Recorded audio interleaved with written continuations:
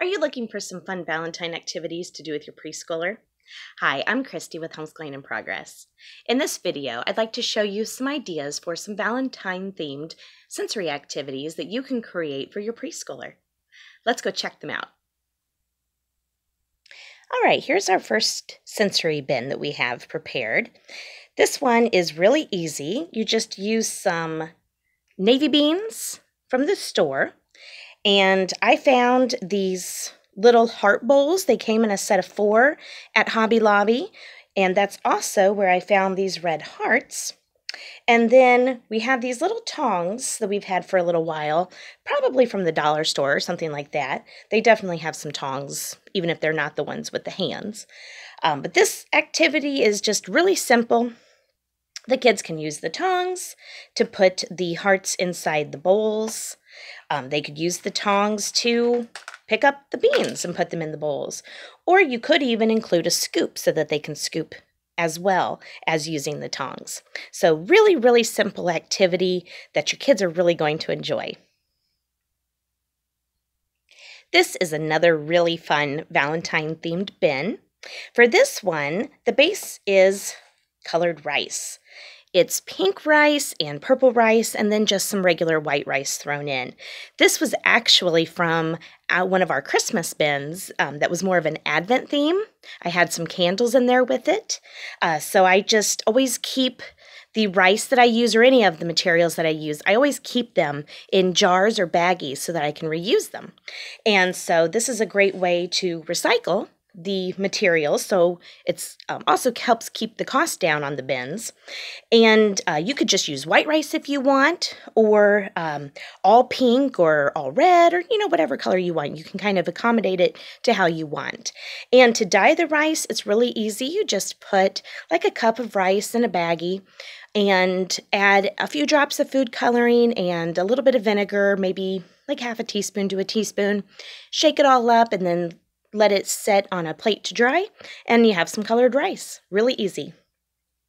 Colored rice is one of my son's favorite activities to use, so I know he's really going to like this bin. And then I have one of the candy or chocolate molds that is a heart-shaped, so that is a really fun addition. And then we have a metal scoop, and then these fun tongs that they can use to pick up the pom-poms and then put the pom-poms in here, or they can use the scoops to scoop some rice into the candy molds. So a really fun activity that'll work on those grasping skills, the pincer, scooping, all great skills that the kids need when they are going to be writing in the future.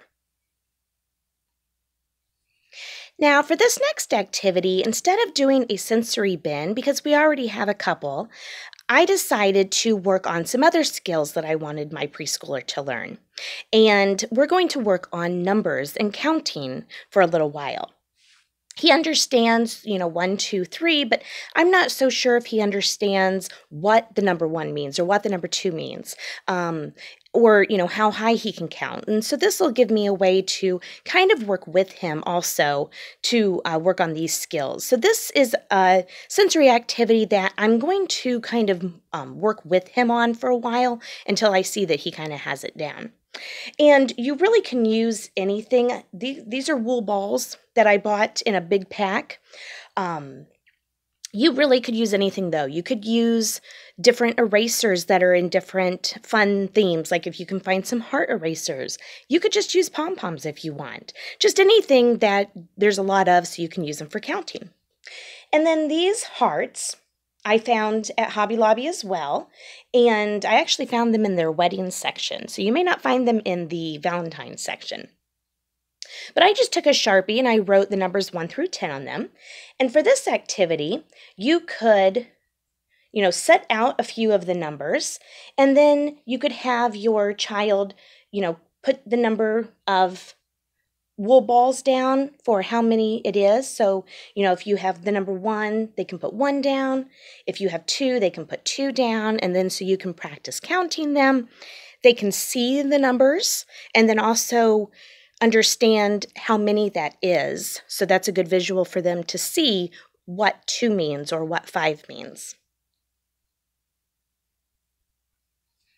Now, my final activity that I'm going to share is similar to the one that I just showed you, in the sense that it has to do with numbers and counting. Now, for this one, I made some Valentine heart number cards, and I will offer these as a little freebie for my email list, so you can check out the blog post below, or I'll leave a link just for these cards if you'd like to go ahead and sign up for the list, and then you'll get these nice cards to use. I also have a set of just solid red ones with a white number in the middle as well, and they come together in both. You'll get both. So for this one, I have the numbers in a heart, and the concept is the same, where you can use the hearts this time to put the, to show the numbers. So like here are examples for 1 and 2.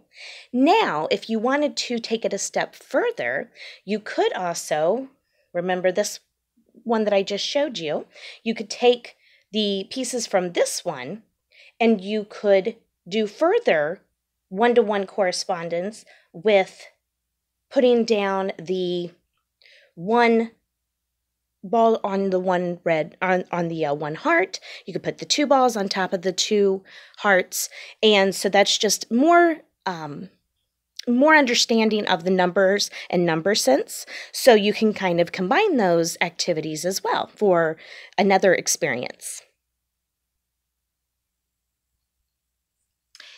So I hope those tools or those activities gave you some ideas that you can use. Now the sensory activities, the whole reason for doing these is not only just to introduce some fun, and some monthly themes to your child's playtime, but to also work on developing the skills they're going to need when they start writing.